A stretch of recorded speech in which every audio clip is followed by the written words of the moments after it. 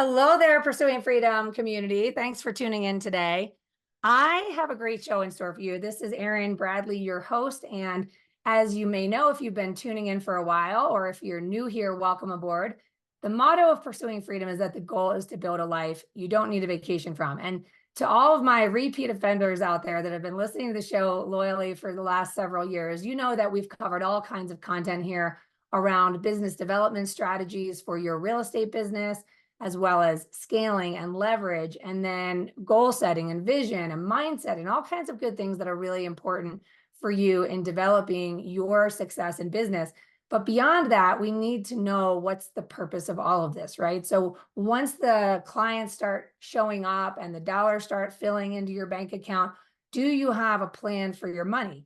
And so I wanted to bring on my good friend, Kaaren Hall, who is the CEO of uDirect IRA Services. She specializes in self-directed IRAs. And if you don't know what that is, you're going to learn about it today. But it's an incredible tool for wealth building and the path to financial independence.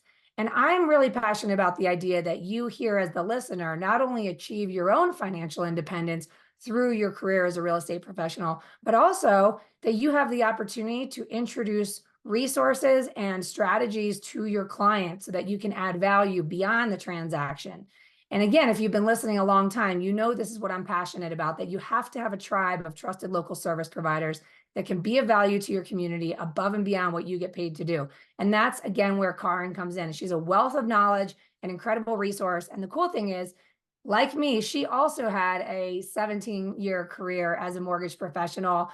She made it through the recession and the mortgage market collapse, and she discovered a strategic way to put her 20 plus years in mortgage banking, real estate, and property management to use through her organization, uDirect IRA. So with no further ado, I can't wait for Kaaren to share her story. Thank you so much for being here, Kaaren, and thank you for taking the time out of your busy schedule to educate and inspire our listeners here. Okay, for you, Erin. Of course, of course. I'm so happy to do it. I appreciate you asking me. Awesome. So give us a little bit about the backstory. I mean, how did you find yourself in this arena, and how did you make that transition from mortgage banking to self-directed IRAs? And then we can kind of unpack what exactly this vehicle is and how the listeners can leverage it in their own journey as well as share with their own community. Yeah, when you say that, it reminds me. I've got kids, and when they say, "Well, I'm so nervous. What am I gonna do? With my life? What am I gonna be?" And it's funny how one thing follows the next. You just keep going, and you end up somewhere where you never thought you would be, and it can be amazing. And that's kind of how this has turned out for me. So, honestly, before I was in real estate at all, I was a radio announcer, also for 17 years. So I think that's my max. I think I maxed out at 17. So I did that. And then I realized, hey, I have to actually make some money. So I got a real estate license, and I was a realtor for a year, and I did some property management, and then moved into the mortgage industry, servicing first and then origination. And out of that, again, right during the recession, I got hired by a self-directed IRA company. And I just loved it. It just was such a perfect fit for everything that I'd ever done. And after 2 years there, I left and I opened uDirect IRA Services 15 years ago. So there you go. Now, when you found yourself in this line of work, were you already leveraging self-directed IRAs in your own financial strategy? No, I wasn't. I mean, what the mortgage industry taught me, and I mean, we're talking about being, surviving mortgage professionals, but I mean, you learn so much about financial fitness and freedom in the mortgage industry that it just gave me such a like a, I don't know, what do you call it, like a supporting base to go from. I learned about how mortgages give you financial freedom by helping you, by real estate, and how everything works and all the jargon and everything. So when I got into self-directed IRA, something I never heard about before, it was all new to me when I started. And I thought, but everything I know in the mortgage industry applies directly, because what are people using their self-directed IRAs for, especially after the recession? It's property. They're buying property, or they're making loans. And I think probably 90% of the assets our account holders invest in are somehow tied to real estate. So I knew real estate backward and forward. And what I needed to know, and all I needed to know was, just moving forward about self-directed IRAs, how they work. And So I got a CISP designation, an SDIP designation. There's some for industry. And I sit on the board of directors for the Retirement Industry Trust Association. So in all these ways, I just, gathered more and more information, about this subject. And I, of course, have a self-directed IRA. And I'm a real estate investor, and I've been able to really grow my personal wealth from being a business owner. And that includes now, being a property owner as well. So all those things have just kind of culminated together.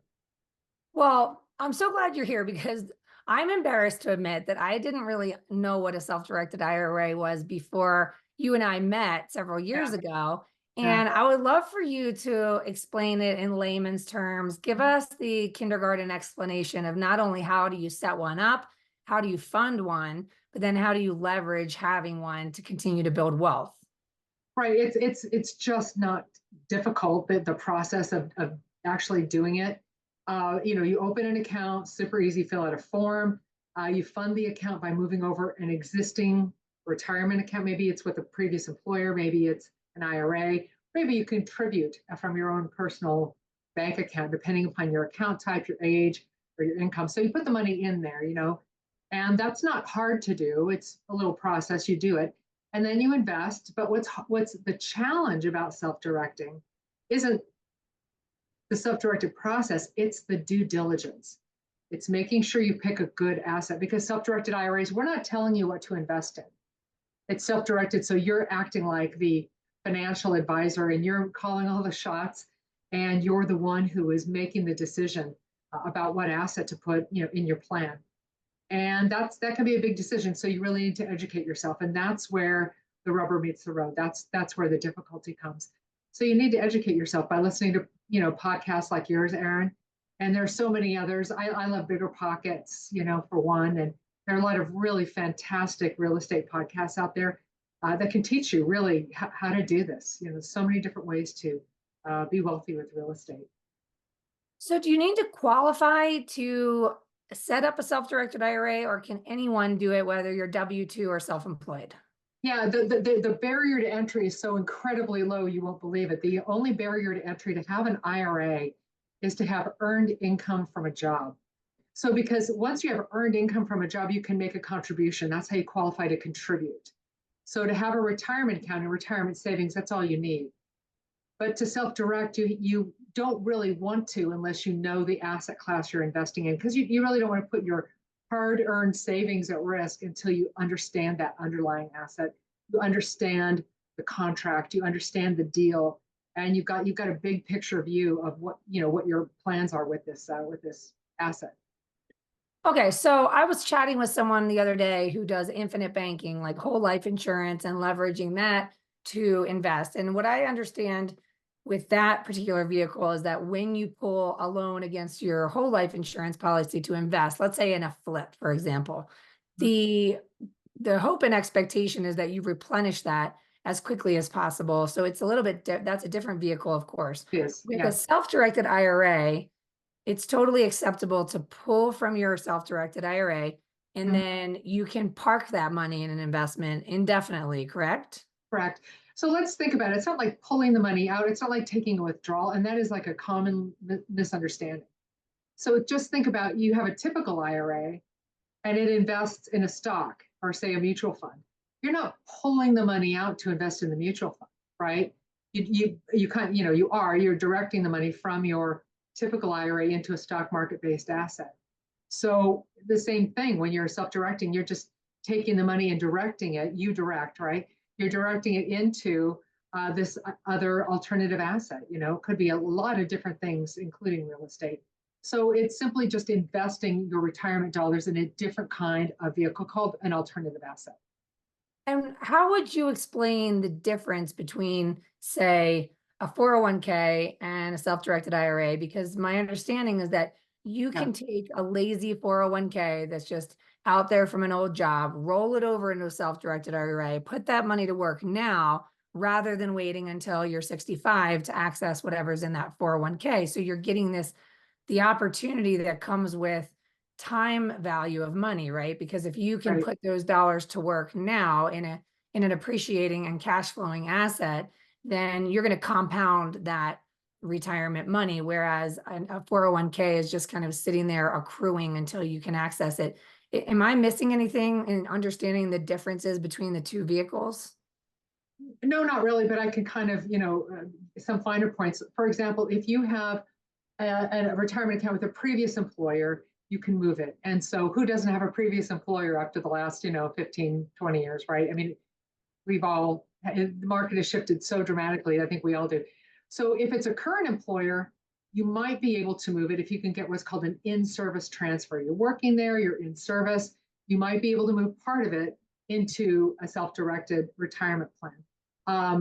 And if you have left the job and you've got this sitting out there, yes, you can completely roll over the entire old 401k into a self-directed IRA. Similarly, if you have an IRA already, you can take that IRA, and it's a different process slightly. It's called transfer. You transfer the IRA into the self-directed IRA. And this is when you decide, look, I don't like investing in market correlated assets because I prefer the returns. I really am an expert at this different asset. I really like it. I see, possibilities here. And there's really another reason too, to go from market correlated assets to the alternative space. And that's because I guess I should back up a little bit and say an IRA is an IRA. It's a bucket that holds assets, right? So when it's a market correlated asset, you're using a financial advisor, somebody who's licensed, maybe a 663, a 7, something like that. They've got a SEC license.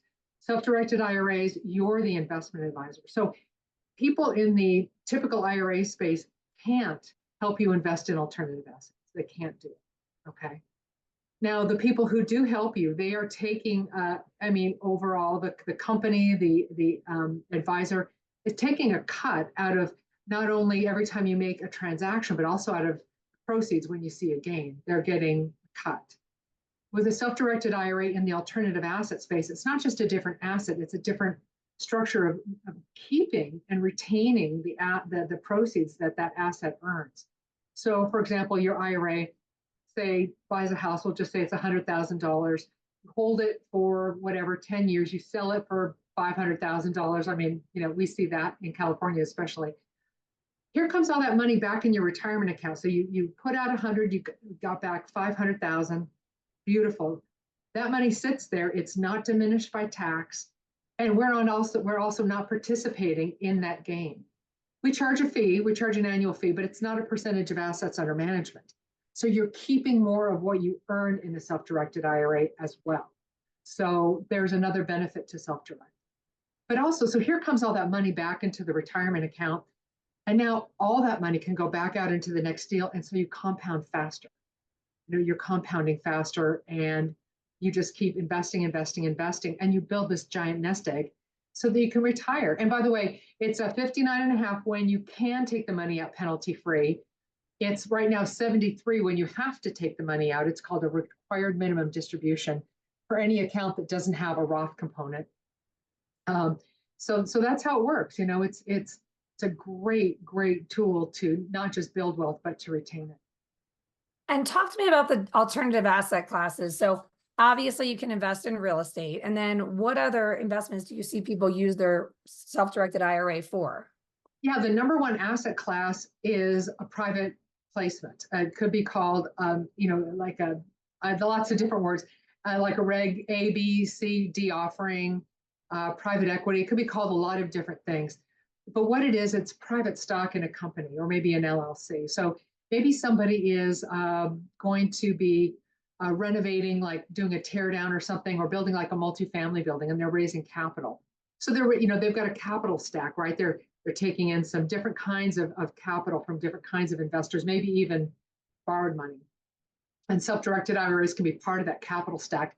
That's the number one asset class for a self-directed IRA, is to invest in this private stock. So, and usually those underlying assets are real estate. A lot of times it's a building, maybe it's a big commercial building, maybe it's a strip mall, maybe it could be a lot of different things. But that's the number one thing people do invest. And normally you need to be an accredited investor to invest in that kind of an asset. But that's the number one thing. Number two, I think, would be notes. Because when you have a self-directed IRA, you've got this money sitting there and you can be the bank with your self-directed IRA. So say, for example, you've got a friend and they're starting a business and your IRA can be like a debt partner in that business. They're raising capital to, I don't know, maybe even it's something simple like a restaurant, which is a very risky business, but it's just some business, whatever it may be. They need a little capital to get started.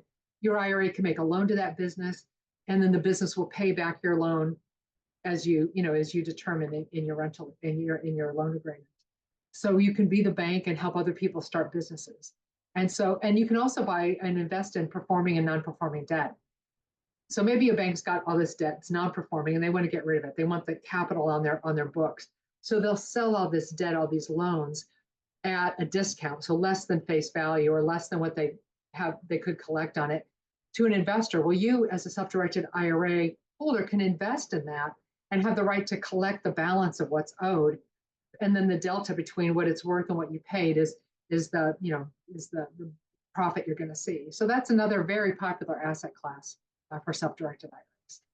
So, how does one find these types of opportunities? Because this sounds like a really interesting arena for people to explore, to expand and diversify their long-term wealth building plan. And it sounds like foreign to some of us. So, how does somebody find like underperforming, non-performing debt, and even when it comes to like lending for a business, is there some kind of approval process with the self-directed IRA as it relates to who you can lend that money to? Or could it be a personal loan to a loved one, or does it need to be attached to an asset such as a business, for example, a restaurant in your example? Well, okay, so you bring up a lot of things here. So loved ones, let's start there. They're people your IRA can and can't invest with. So some of them you might love, and I assume you do. It's your parents and grandparents, you and your spouse, and your children and grandchildren. So they're disallowed to your IRA. So your IRA isn't going to basically, like your IRA isn't going to give your son a loan to go to school. Your IRA isn't going to buy an apartment and have your daughter live there. That doesn't happen. So disallowed people can't have personal use of IRA owned assets. That's important to know because the whole IRA game, self-directed IRA game, is keep away from prohibited transactions. So you don't deal with these disallowed people. It could also be a 50-50 business partner. It could also be somebody who has a fiduciary duty in this, like a realtor or an attorney or maybe your CPA. So they're disallowed. So it's keep away from a prohibited transaction. And you open up a can of worms about all sorts of things. But so to say, how do you find these assets? And I'm telling you, with my background in mortgage, just like you, I didn't know these things initially. And so I had to learn. And I learn every day by listening to podcasts, by going to meetup groups. I also have a real estate investment club. It's called OCREIA, OCREIA, for Orange County, California, Orange County Real Estate Investors Association. Every major metropolitan area has a REIA, and you can look yours up, find out what's going on, and learn about all the various aspects of real estate. So many, and I learned so much from the experts in these fields. Bigger Pockets is a great source of learning about real estate investing if that's your thing. They've got beautiful forums and tons of podcasts, and all this. People just want to give this information away for free. I suppose if it was easy, everybody would do it. But learn from people who've gotten their nose scraped one time or two, and avoid the pitfalls if you can. Investing is risk. It's all about risk. And when you've got your retirement dollars on the line, they're precious dollars. So you really want to mitigate the risk, and you do that by due diligence. And I can go deep on that if you want to. No, I love this. And so, okay, so let's say someone is listening and they're thinking, yeah, I have $100,000 sitting in an old 401k from my previous career and such that I was doing for the last 15 years. And I got my real estate license, and I would love to roll this over in a self-directed IRA and buy myself an investment property, maybe a commercial building or a residential property or whatever. I assume that it has to be an investment property, right? You can't buy a primary residence with it. Yeah. And from that perspective, does it just look like the funds for the down payment are wired directly from the IRA to the title company, essentially, to purchase a piece of real estate? Yes. And so, yes, it does. Well, one common misconception is that the IRA is the down payment. I've had somebody misunderstand this so badly that they used their self-directed IRA to make a down payment on what was going to be a personal residence. So it wasn't until they all the way got to closing that they divulged what their intention was. But right, so with the self-directed IRA, it has to be investment purposes only. And don't self-direct if you don't understand it. If you want to understand it, call us, go on our website. We'll give you a free 20, 30-minute consultation to talk about what you want to do. Does it fit in the self-directed IRA? Does it? You can decide if it makes sense, but we can kind of steer you about, talk to you about the rules so that you can make your decision about whether or not your deal falls within those rules. But right, so you don't have any personal use of IRA-owned assets at all, present or future. So, And but it does serve as a down payment on a true investment property, correct? it does, right. So your IRA, say it's open and funded, you go shopping for a property, you find a property, the contract is written with the IRA as the buyer, not you personally. And so it's actually possible, this will blow your mind because it blew my mind as a former mortgage person.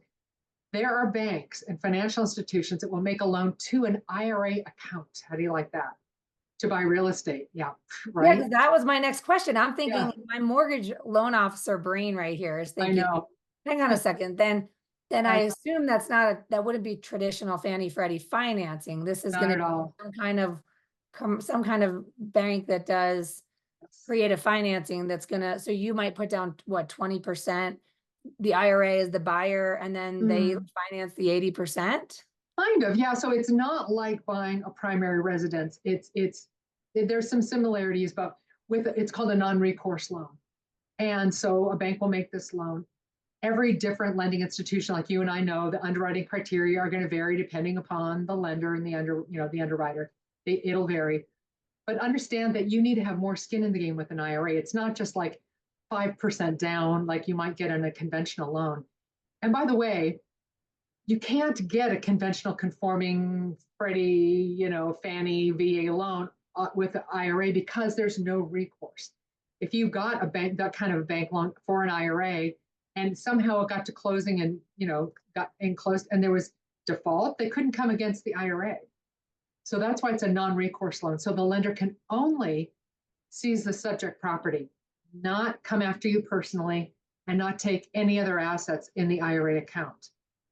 So it's non-recourse against you personally, non-recourse against your other IRA assets, but they can take that property if you don't pay. So normally a lot more skin in the game, maybe 40, 50, 60% of IRA money, and the remainder could be this non-recourse loan. But then there's this major caveat, and the thing that you have got to know, you can't just walk into this blind, because when your IRA earns profit because of debt, there's a tax. Okay. Now, yes, an IRA is a tax-free, tax-deferred entity. It is. This isn't income tax. It's called UDFI. There's UBIT too, but UDFI, unrelated debt financed income tax. So say you get this property, it's 100,000. Your IRA comes in with 70K. Your IRA borrows 30K from a non-recourse lender. So 30% of the rent coming in is received because of leverage. So it's that 30% that's going to be taxed, this UDFI tax, not the whole amount, just a percentage earned because of leverage. Well, it's a pretty hefty rate. So every year, if you're going to borrow money, and you can do it, and it could be the best thing you ever did, because when you're doing it's a 990T form that your tax person will fill out, you can still take deductions. So get a tax person, make sure they know what a 990T is and that they know what UDFI is. And then you just make sure that you're taking your deductions, and it could still be a very lucrative deal for you. But any deal, you pencil it out in advance.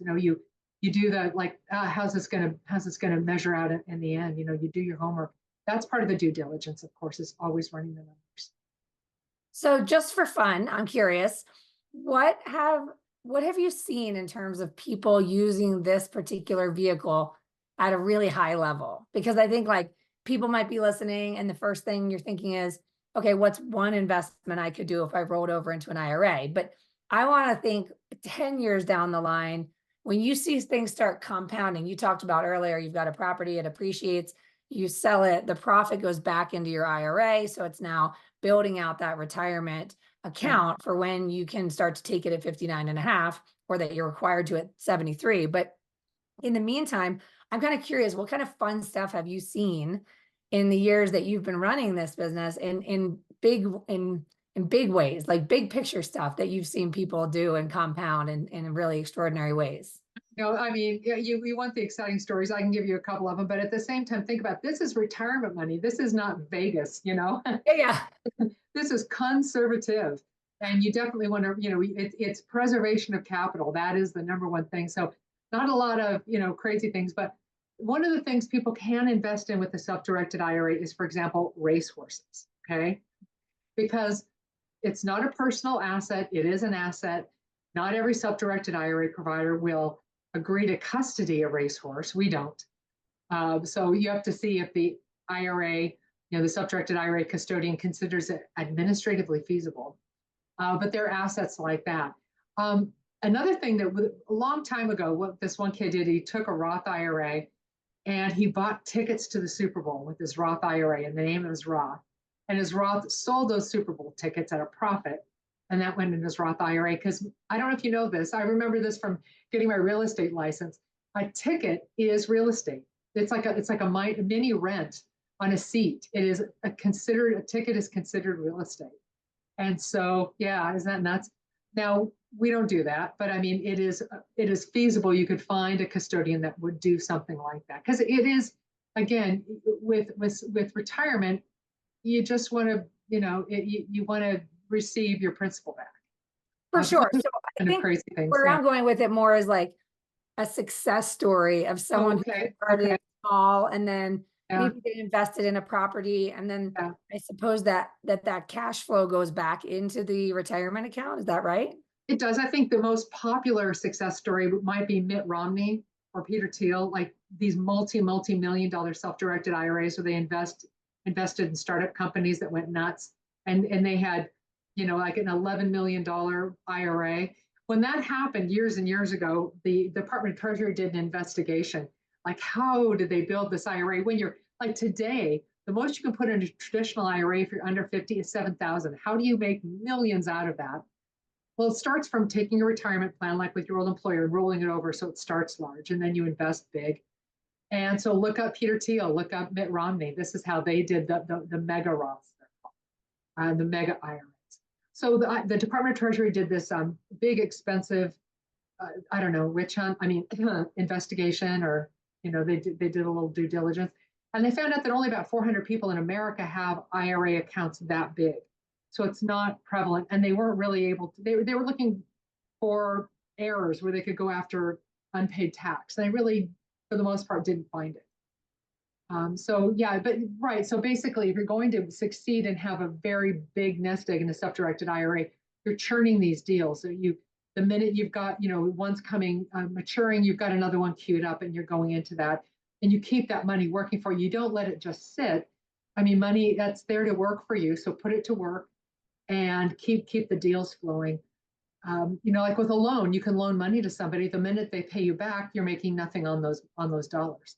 So if you've got your IRA has made a loan to someone, like maybe a secured loan, and it's maturing, then you want to possibly queue up the next secured loan. So the money comes back and then it goes right back out. We see people do that and really build accounts that way. Self-directed IRAs are built for that. Cool. Oh my gosh, we could go on for hours, but I want to respect your time because I have so many questions, and I'm sure those who are still listening are doing so because they're fascinated as well. And I love having you in my corner, Kaaren, because you are such a wealth of knowledge, and I could nerd out on this all day. But I just want to really respect your time and say thank you. And maybe you can share, if somebody wants to learn more, how can they get a hold of you, find you, follow you, all the things? How can you not find us? That's what I want to know. We're all over the place. We're all over social media. uDirectIRA.com is our website. So much information, blog articles. Again, hit contact over there, and then you can schedule. There's a calendar. You can schedule an appointment to talk to us about, hey, what if I did this? What if I did this? Did that work? And we'll answer all your questions. So very accessible through social media and especially our website. I love it. Well, thank you so much for taking the time to share all this. It's incredible. Thank you. And to all my friends out there, thank you for tuning in today. I hope you found some value here with Kaaren and her incredible wealth of knowledge and information, and hopefully inspiration for you to take your life to new heights. And if you're loving this content and you have not left a 5-star review, please make sure you do so wherever you're consuming it. It helps us continue to attract amazing guests like Kaaren and help you on your journey to building a life you don't need a vacation from. I love you. I appreciate you. We'll see you next time.